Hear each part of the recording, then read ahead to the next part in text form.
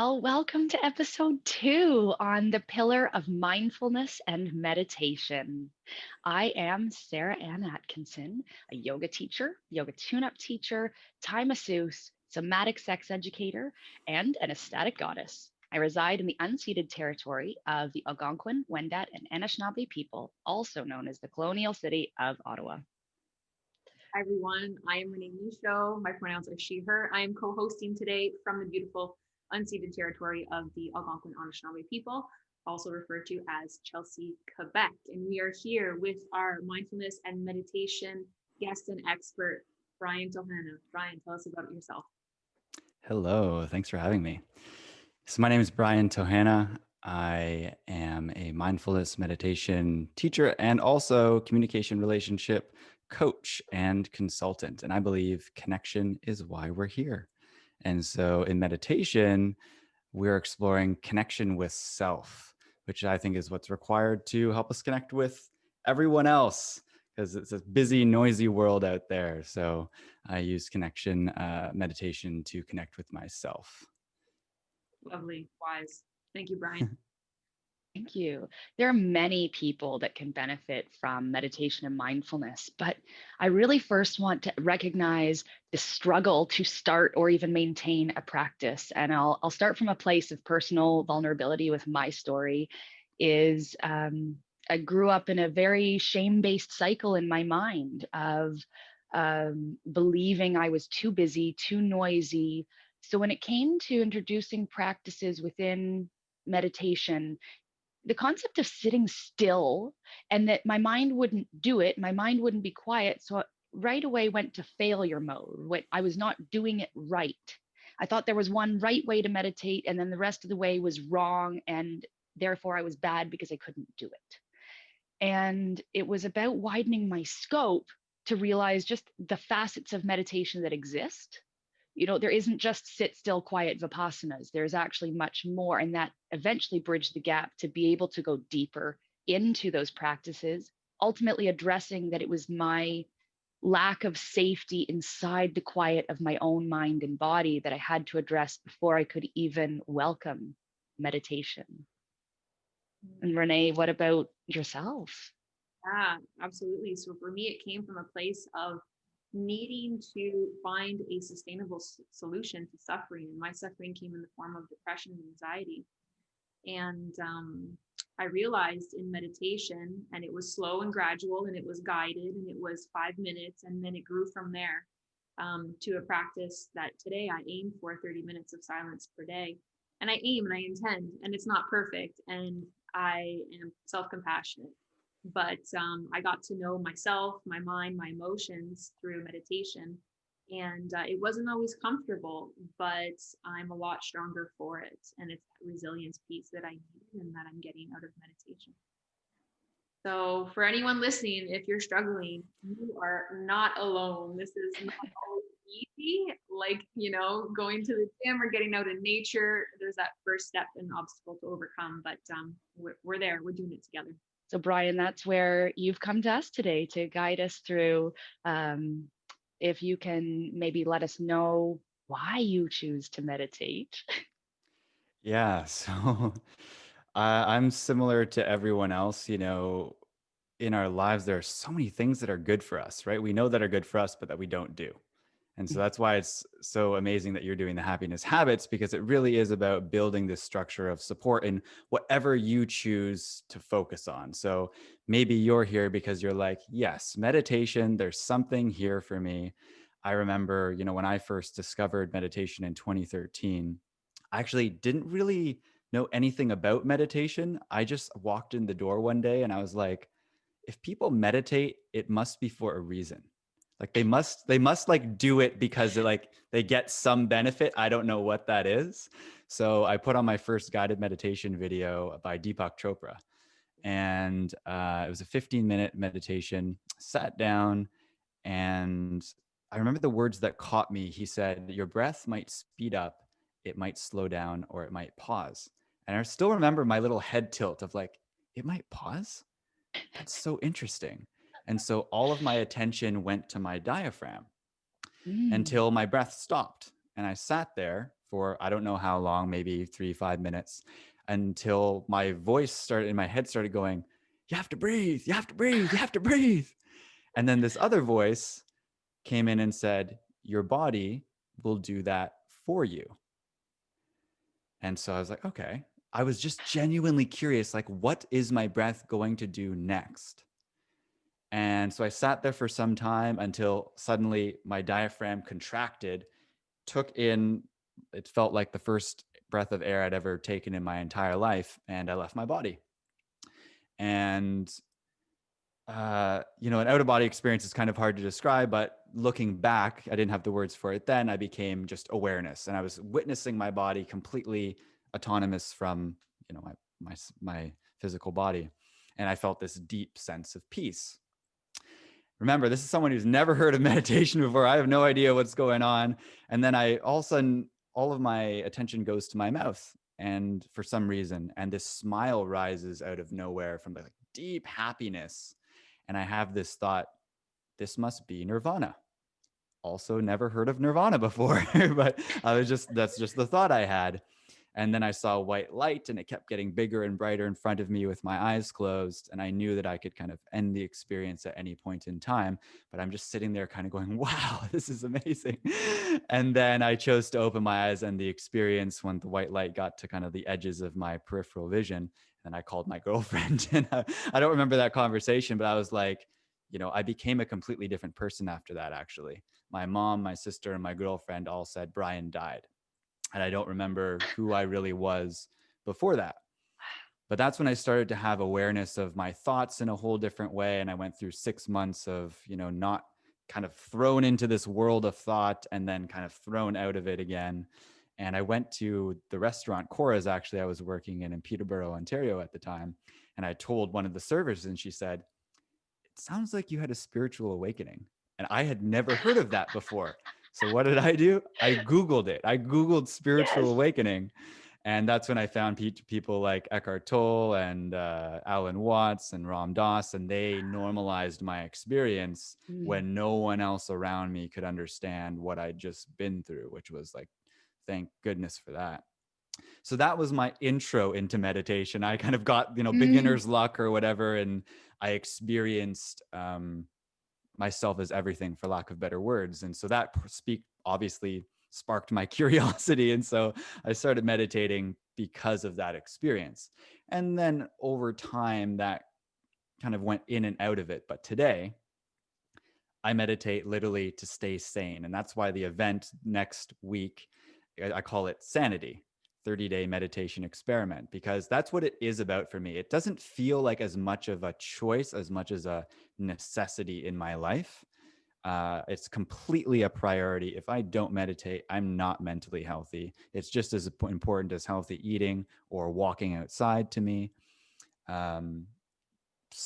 Another huge reason that I meditate is for chronic pain.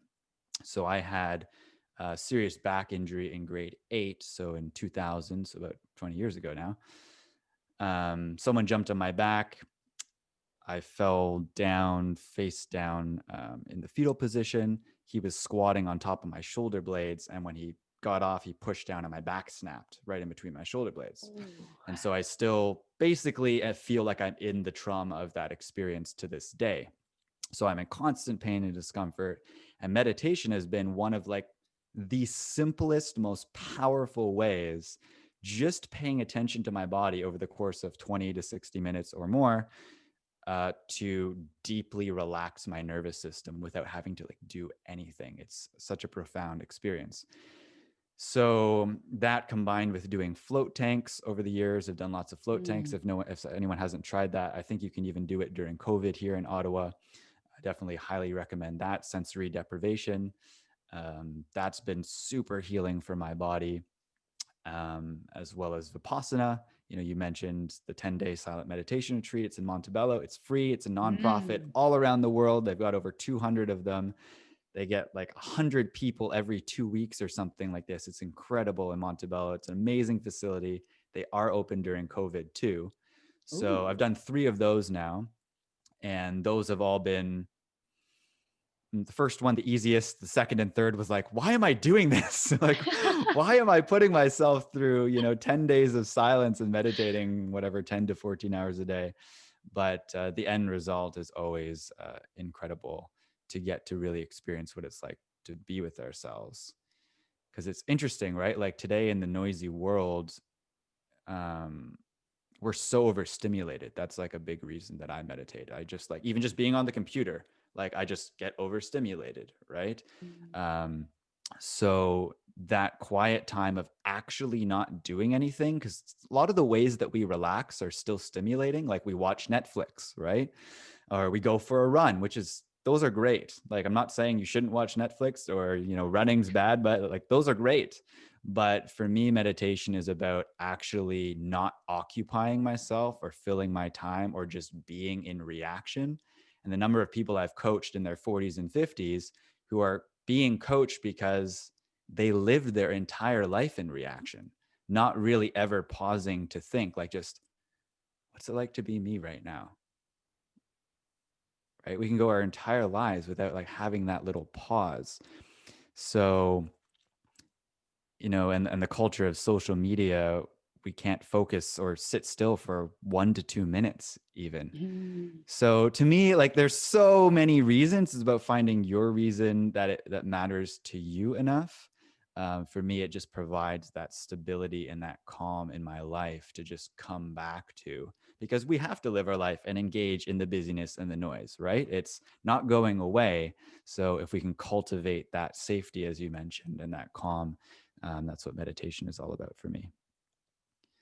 I'm wondering if you can share, either for yourself personally or working with clients, what you've noticed those common barriers to establishing a practice are, sort of the points where people may be resisting or not as open to, especially in the lens of COVID, maybe where Mm. um, the idea of taking on a new practice or something that they may never have introduced, how that may be challenging for them.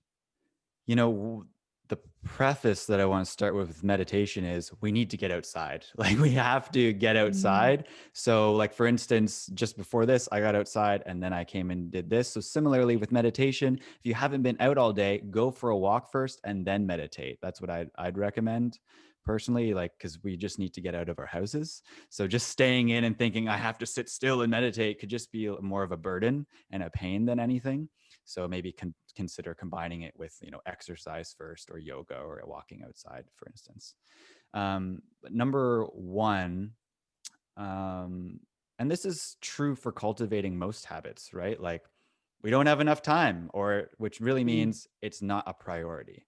So just owning that excuse where it's like, hey, it doesn't have to be the most important thing to you. You don't have to meditate every day if you don't want to. But if you do see that there could be some benefit for you, and I've coached several people who have anxiety, and most people have like low levels or varying levels of anxiety these days, then knowing that meditation can help you if you develop a consistent practice, right? So you have to make it a priority. And I've seen someone even with psychosis having several episodes of severe psychosis. They meditated an hour a day, completely gone and healed Wow. themselves, right? And there's tons of different stories like that out there, right? So making it a priority and deciding, and that's why I want to support people with the 30-day experiment, is it can be helpful for that kind of consistency and accountability if you're guided and you have never really gone on this journey before. So after you've made that decision, then there's also, maybe you just don't actually see or experience the benefits. Similar to like a dieting for the first 2 weeks or 4 weeks, it doesn't go so well. Like you don't feel good. There's like this change. You're upsetting your normal and the familiar patterns, right? So to expect some type of resistance is a really good mindset to have, and know that it's going to take time, right? And like, because sometimes even having meditated for however many years I've been at it now regularly, it's not like every session I'm experiencing some deep kind of peace, right? So people have like all of these expectations, which is part of what meditation's about, is seeing those and witnessing those rather than getting caught in them, reacting and then not meditating because you're actually just reacting to another story that you're telling yourself. So we get caught in that, right? All of our preconceptions about what meditation is. So do you have like any examples of preconceptions that some you might have heard that people have? Oh, yeah, you meditate so well that you literally levitate and have achieved full nirvana. So then, therefore, you've graduated, you've made it until enlightenment and never have to try ever again. You're the next Buddha. Like, that's like the epitome of what I think all meditation achieves, and why that was such a deep barriers to, but I'm still a human. I still have error. I'm still going to have thoughts arise, or I'll still have expectations. Haven't achieved the floating yet. I was going to say, you mean you don't levitate every time? I thought that was just normal. There was a few times maybe using psychoactive drugs and meditation at the same time that I thought I was floating, but no. Yeah, so we've got these preconceptions of like right and wrong, right? Which is this Mm, moralism, this like way of thinking about everything. There's right and there's wrong. And that's mhm, why I've also framed, instead of it being a commitment or a challenge, it's an experiment for 30 days because it gets us into that mindset where it's not even about calming the mind. That's not a goal that we have. We're just going to pay attention to our breath or our body, and whatever happens, happens. And anything that happens is a byproduct, a happy byproduct if my mind ends up calming down, right? But it's not something that I'm actually trying to do, which is the achievement mindset that we've been ingrained in our culture, right? And then the mm. preconception of like, sitting in a cave in the Himalayas or something like that. And yeah, so discomfort in the body, I think that's something that you mentioned, Sarah, Oh, right? Can you tell absolutely. me Well, about I'm that? similar about the chronic pain issues, and I did attempt the Vipassana in Montebello. So I actually made it through to day 7. Nice. At the time, was still really struggling with irritable bowel syndrome, and uh, kept wishing my pain away. Hmm. And the idea of sitting with it and actually just sitting in my discomfort, that was not something yet. I By day 7, it was like, no, I'm now entering a place of self-suffering, Hmm. and until I am able to realize it, the freedom within movement. So I love your earlier invitation. You were talking about maybe try some movement, take a walk or do some yoga and then sit and meditate. It's that incorporation where um, I also had to be at peace with there was no cure to ending chronic pain. It was about accepting the different states and levels that would exist within me. Because both chronic pain and emotional suffering, they're felt in the brain very similarly, like someone poking a hot poker on you and feeling emotionally hurt. Those feel in our body and mind the same thing, yet recognizing the difference. So for me, it was about really starting small and recognizing that I wasn't always going to get the benefit that moment. Um, like I said, to checklist and achieve something from this meditation. It was about finding a way to witness myself and my judgments and let them exist too, and not try to shut out, oh, I'm thinking this thing, I shouldn't think this thing. Hmm. Nice. I love that point because it's, discomfort in the body. I love that you listen to yourself, right? You could have just pushed through because you think you're supposed to, or you made this commitment and then felt guilty otherwise. But, ultimately we have to honor what's true for us. And there's that fine line that only you can tell, similar to like when you get out of, the alarm goes out in the morning and you're tired. Is that like, should you just get up and like get on with your day and you end up waking up, or are you actually tired and you need to sleep in? That's like not something anyone can tell you. You have to know for yourself. And so, or like similarly in yoga, like watch for your body, like listen to your body. So similarly, discomfort, what they invite you to do in Vipassana, and what I definitely more as you get more experienced, because of the mind body connection, the more still that you can have your body, the more still your mind naturally becomes. And if I'm constantly fidgeting, then I'm going to naturally kind of kick up the sand in the bucket of water, basically, right? That's the metaphor that I like to use. Hmm. So when we're practicing observation, it's like if you've shaken up a bucket of water with sand in it, then you're just observing the sand kind of settle naturally. But anytime I try and do something, then I'm kind of knocking the bucket again, right? So if you can be more still and, you know, I will adjust myself every so often during the course of 30 to 60 minutes. But if I can, I'll make a commitment to myself of, hey, right now, I actually don't need to react. I can just be in a little bit of discomfort right now. But that's up for each of us to feel into where you are on that spectrum. That barrier maybe to the learning zone of, well, you talked about initially bringing a client into a state of self-awareness. Only we know what we're tolerating within a learning capable zone and what is forcing us to endure. Nice. Nice. Mhm. Exactly. Yeah. Um, Another one, number 5, is we have a busy mind, right? Super busy. Like as soon as you meditate, that's what I'm like fascinated by, to try and bring a mindset of fascination too, of like just sitting there going like, wow, so much is happening right now. And how little a control of our attention we actually have astounds me as I sit still. Like try and count to 30 even, right? Like that, right? Yeah. It's surprisingly hard. Or pay attention to your breath for like literally 30 to 60 minutes of sustained attention is almost impossible, even if you've done it for a really long time. So everyone's going to have their own experience of that again. But just to know that, again, a busy mind is not something we're trying to get rid of. It's just maybe you can look at the relationship you have to that noise in your head. Um, Difficult thoughts or emotions, again, there's a fear of what you might find is another big one that I've heard of people like, because if we're really good at distracting ourselves, so we're avoiding these different things, ultimately feelings, we're moving away from pain or seeking pleasure. And that's what you find out when you fast too, right? Wow, I like used a lot of my time thinking about preparing and eating food. Like an insane amount of my time seeking, just avoiding, ultimately in Vipassana they teach you a sensation of discomfort, right?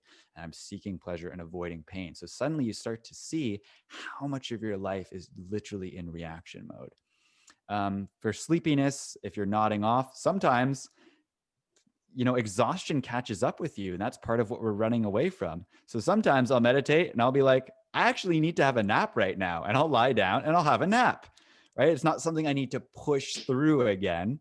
I am actually legitimately tired. Or sometimes it's, oh yeah, I just need to move a little bit, sit up straighter, intentionally take a couple breaths and revitalize myself and keep going.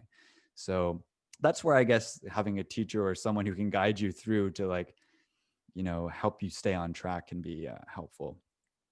People have religious associations as well. That's a Mm. barrier. I'm this, and so I can't that. Just wanted to mention that. So that's, again, up to you to work through whatever stigmas you have. And then there's the belief that you're bad at it. We've kind of touched on that a little bit too, right? I'm not doing it right. I must not be doing it right.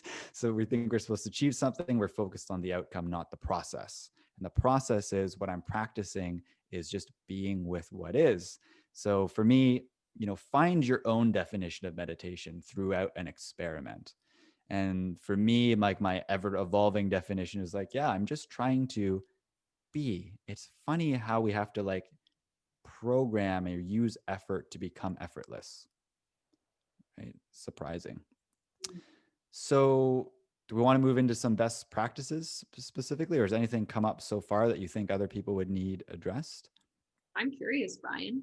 So, if there are so many challenges, of course, there are short term benefits. What is the long term benefit to humanity, to more people meditating? And Whoa, to humanity. We're taking it global. Boom. that's big, big here. What if more people meditate during the pandemic? Mm. So I'll use the quote from Viktor Frankl, Man's Search for Meaning. So he was one of the Holocaust survivors, right? And to me, this like sums up in a pretty nice way for myself personally, a lot of what meditation is about too, and what you can benefit from in COVID or your life in general. Between stimulus and response, there's a space. And in that space is our power to choose our response. And in our response lies our growth and our freedom.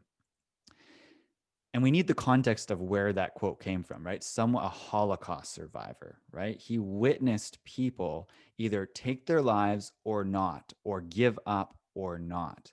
And so there is a space between something that happened and then my reaction about it, or literal observation, and I have some empowered choice. But we don't see that choice every day, right? And a lot of people are stuck in victim mentality nowadays, where this is happening to me and something outside of me has to change or is the cause for my unhappiness. And so meditation is about that empowerment. It's about taking responsibility. It's about cultivating the space. One of the people I worked with way back in the day was I worked with many moms, and she was really angry and snapping at her kids. And the biggest thing that ended up changing for her was not judging her anger. Mm. Usually there's this bad mom guilt where I'm bad and I shouldn't be doing this, right? So meditation is also that practice of accepting what's here, right? And really trying to not resist it, right? Or just noticing I'm in resistance to that. That's one more layer out, right? And it's funny, like it's hard to correlate. I was coaching an executive recently too, and he said, "Oh, I didn't know it was beneficial to stay still during meditation." I was like, "Yeah, when you're reacting to your team and you want to stop that, meditation, or those little seconds and minutes that, this is my point of view, that you put in not reacting in meditation, are what you bring out into your daily life in all of your interactions. If you can't do it just sitting still by yourself, you don't think you stand a chance. Personally, when you're like in the moment, your amygdala is hijacking your prefrontal cortex, is all happening quickly, right? So this is that time and space that I use to cultivate that. And then I get to bring that calm and peace out into the world, hopefully, bit by bit. Right. So it's like this micro effort around the world to be more calm, more peaceful, or if we're angry, to be aware of it, to express it in a healthy way so that it doesn't escalate. So we're not projecting our discomfort on other people. Mm. On that note, I'm really curious to bring up then what different styles of mindfulness and meditation are, because my personal draw to it, what or um, how I became aware of it, was a meta meditation. That was the Mm. first time where something actually sunk in, and I really got the benefit. The sit still, be still, quiet mind, that part didn't yet land. I'm now able to get there, and in short spurts. But this idea of it was a guided meditation. It can either be something that you listen to or practice in your own thoughts, to start this well of unconditional loving kindness inside myself. And that is for accepting everything. That's accepting my judgments, my emotions that arise. And that when I practice total radical self love for wellness, for peace, for happiness, for myself, then I get to maybe bring that onto someone that I know and I feel positive or neutral about. I can pick that person and think those same things for that person. I can then, maybe once I become pretty good at that process, bring in someone who I maybe either feel neutral or somewhat resistant in relationship with. And I'm expanding my difficulty within that practice to still have unconditional loving kindness for someone that I may disagree with or not, be in total in non-conflict with, that I still love them.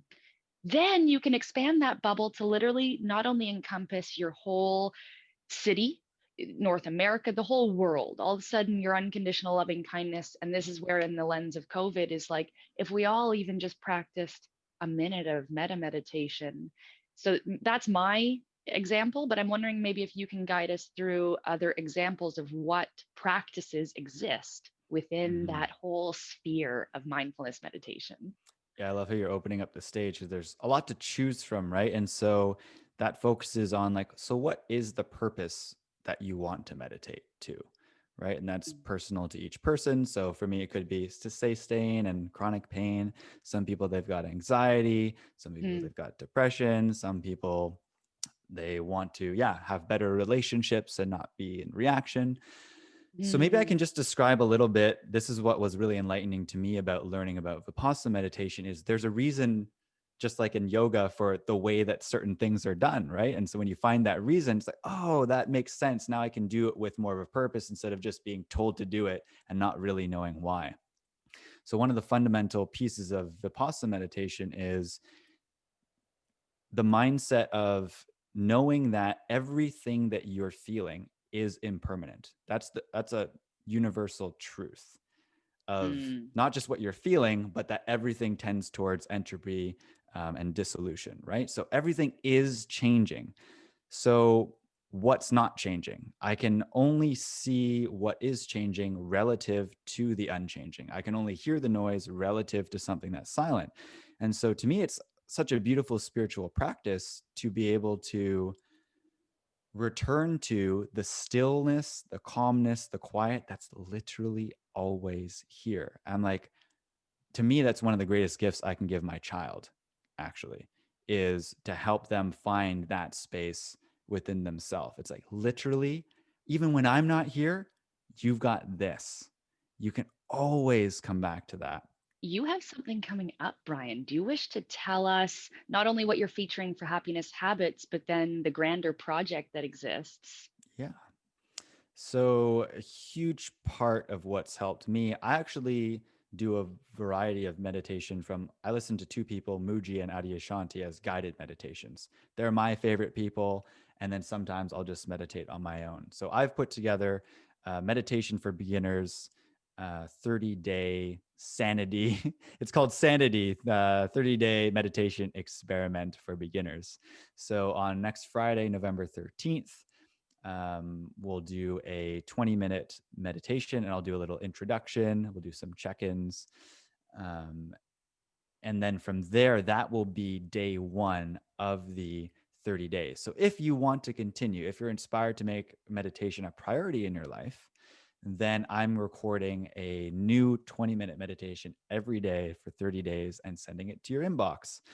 That's lovely. Awesome. Anything else that you want people to know about mindfulness or meditation as we move through this pandemic together? As you can tell, my mindset throughout this podcast has been find what works for you. If meditation isn't it, that's totally fine. Maybe meditation for you is like creative drawing, and that feels like it gets you into your body and clears your mind. But if you're really ready to try a different style of meditation, some that I've mentioned today, um, it literally is a backbone of what keeps me sane. And I guarantee if you try it for long enough, you will experience some pretty amazing benefits. So it's definitely worth experimenting with.